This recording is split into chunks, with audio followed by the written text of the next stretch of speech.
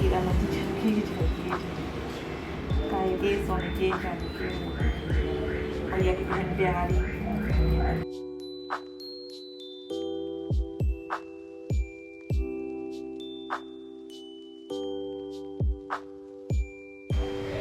और मैं हो गई हूँ बिल्कुल रेडी, तैयार हो गई हूँ गणगौर के लिए। मैंने ये वाली साड़ी पहनी है। पूरा लुक मैं आपको वीडियो में दिखाऊंगी, कैसी लग रही हूँ कमेंट करके ज़रूर बताइएगा। तो चलो दोस्तों, फाइनली पूजा करने चल रही है। मैंने यहाँ ले लिए हैं फूल और ये है धूप घास। धूप घास भी इस्तेमाल की जाती है, अगर आपके यहाँ होती होगी तो आपको पता होगा। तो चलिए हम लोग पूजा कर लेते हैं। मैं माता रानी को भी तैयार कर ली, तो आइए दिखाइए कैसे करती हूँ। आइए।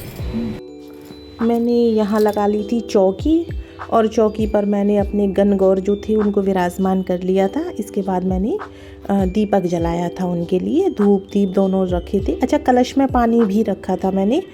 इसके बाद मैंने देखिए यहाँ ये सुहाग पानी माता रानी के सामने रखा था। इसको मैंने कैसे बनाया था कि इसमें मैंने दूध, दही, शहद, मीठा और गंगा जल डाल के पाँचों मतलब पंचामृत बना करके, और उसमें फूल की पत्तियाँ डाल के सुहाग पानी बनाया था। और उसमें दूब घास की वो डाली, वो एक डाली बना के भी रखी थी, जिससे कि माता रानी सुहाग छिनकती हैं। अपना श्रृंगार करने से पहले मैंने माता रानी का श्रृंगार कर दिया था। क्लिप पता नहीं कहाँ चली गई। उसके बाद मैंने देखिए उनको श्रृंगार के सामान भी भेंट किए थे, और इसके बाद मैंने माता रानी को ये चुनरी भी भेंट की थी। और शिव पार्वती की तस्वीर भी मैंने रख ली थी, क्योंकि असल में अगर देखा जाए तो ये जो पूजा होती है दोस्तों, ये शिव पार्वती की ही होती है। इसके बाद देखिए मैंने भोग में माता रानी के लिए मीठा शीरा बनाया था, यानी कि हलवा। शीरा मुझसे बनाना नहीं आता, इसलिए मैं हमेशा हलवा ही बनाती हूँ। मीठा शीरा बनाया जाता है वैसे तो। इसके बाद मैंने गुना भी बनाए थे, एक बेसन का गुना बनाया था और बाकी मीठे गुना बनाए थे। इसके बाद मैं यहाँ पूजा कर रही थी, और वीडियो की जो रिकॉर्डिंग है वो मेरी बेटी ने की थी। इसके बाद मैंने माता रानी को तिलक लगाया, ईसर जी को तिलक लगाया। इस पूजा को राजस्थान में बहुत ही ज़्यादा परंपरागत तरीके से किया जाता है, हरियाणा में भी किया जाता है, लेकिन मैं ऐसे पूजा करती हूँ जैसे कि मैं बचपन से अपने यहाँ देखती आई हूँ। मेरे जो दादाजी थे वो राजस्थान में नौकरी करते थे, तो हमारे घर में कहीं कहीं राजस्थानी कल्चर आज भी है थोड़ा बहुत। तो इस वजह से बचपन से ही मैंने इस पूजा को अपने घर देखा, तो मैं उसी तरीके से करती हूँ जैसे मेरी दादी करती थी, फिर मेरी मम्मी करती हैं और मैं करती हूँ। राजस्थान में इसे और भी अच्छे तरीके से किया जाता है। आप में से जो लोग राजस्थान से हैं, मुझे देख रहे हैं, वो बिल्कुल उनके यहाँ बहुत ही ज़्यादा अच्छी तरीके से होती है। शायद मैं इतना अच्छे से नहीं कर पाई, लेकिन मैंने कोशिश की है जैसे मेरे यहाँ की जाती है वो सब करने की। इसके बाद मैंने माता रानी को देखिए महावर लगाना मैं उधर भूल गई थी, तो पहले मैंने इन्हीं को महावर लगाया था, जो कि आलता होता है। इनको आलता लगाने के बाद देखिए मैंने यहाँ फिर अपने पैर में आलता लगाया। मैं एक ही पैर में आलता लगाती हूँ, मेरा एक ही पैर है। मैं आपको बताऊँ, मेरे दो पैर नहीं हैं, इस वजह से मैं हमेशा एक ही पैर में आलता लगाती हूँ। दूसरे पैर में इन्फेक्शन का डर रहता है। वैसे ये 2 उंगलियां हैं, लेकिन इन्फेक्शन का डर है। इसके बाद देखिए यहाँ ये बिंदियाँ लगाते हैं। कागज़ मैंने रखा था, लेकिन पता नहीं बाबू उसे लेकर भाग गया था, और पूजा के लिए लेट हो रही थी मैं, तो इसलिए फिर मैंने यहाँ दीवार पर ही बिंदियाँ लगाई। ये 16-16 सुहाग की बिंदियाँ लगाना मुझे बहुत ही ज़्यादा पसंद है। मैं बचपन में जब अपने घर में पूजा करती थी, तो सबके हिस्से की बिंदियाँ मैं ही लगा दिया करती थी कि मैं ही लगाऊंगी। और पूजा करने के बाद इन बिंदियों को देखना भी मुझे बहुत ही ज़्यादा पसंद है।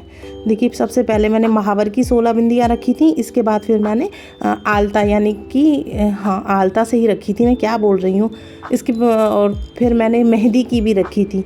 फिर यहाँ देखिए मैं हल्दी भी शगुन में, सुहाग में इस्तेमाल होती है बिल्कुल, तो मैंने यहाँ हल्दी की 16 बिंदियाँ रखी थी। इस तरह से 16-16 बिंदियाँ मैंने रखी थी। इसके बाद मैंने रखी थी सिंदूर से, फिर उसके बाद मैंने रखी थी कुमकुम से। ये देखिए, और जब ये बिंदियाँ मैं रख रही थी, तो उसके साथ साथ मैं एक गाना भी गा रही थी गूगल से देख करके, लेकिन वो रिकॉर्ड नहीं हो पाया, मतलब पीछे बहुत ज़्यादा आवाज़ आ रही थी, इस वजह से मैंने वॉइस ओवर कर दिया। एक गाना होता है जो कि गीत कहा जाता है दोस्तों, उस गीत को गाते हुए ही इन बिंदियों को रखते हैं। आप लोगों के यहाँ अगर गणगौर होती हैं तो बिल्कुल आपको पता होगा।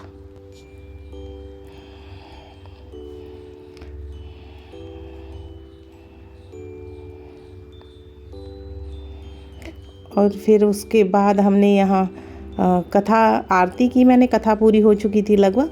फिर उसके बाद मैंने आरती की, गणगौर माता की आरती जो गा रही थी वो मेरी बेटी गा रही थी और मैं आरती कर रही थी। उसने और मैंने साथ ही पूजा की थी।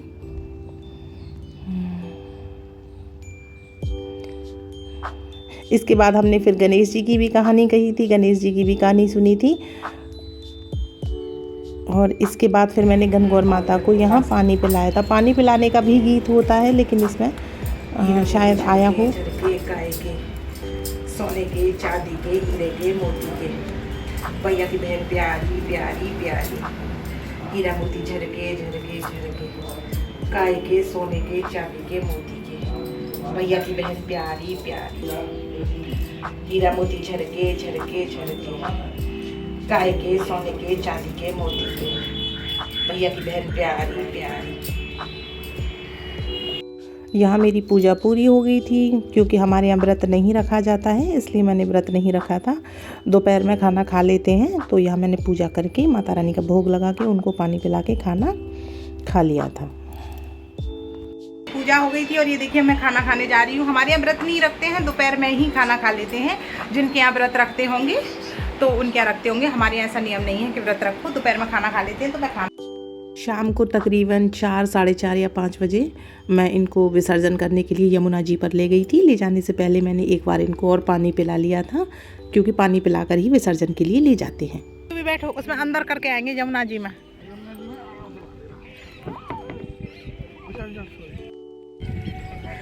यू भी चलो बैठो, आओ बैठो, यहीं बैठ। मैं यमुना जी में जब इनको प्रवाहित कर रही थी तो पता नहीं कहाँ चली गई। शायद बाबू के पास फोन था तो उसने ठीक से शूट नहीं किया था, बेटी गई नहीं थी। लेकिन गणगौर माता को मैंने विसर्जित कर दिया था यमुना जी में। उनसे आशीर्वाद लिया, अगले साल जल्दी आने का उनसे वादा भी लिया कि अब जल्दी से आइएगा, खूब सारा सौभाग्य लेकर। गणगौर मैया की करियाई विसर्जन और किनारे पे आ गए। अब चलते हैं घर, लोगों को करेंगे नेक्स्ट वीडियो में। तब तक के लिए बाय बाय।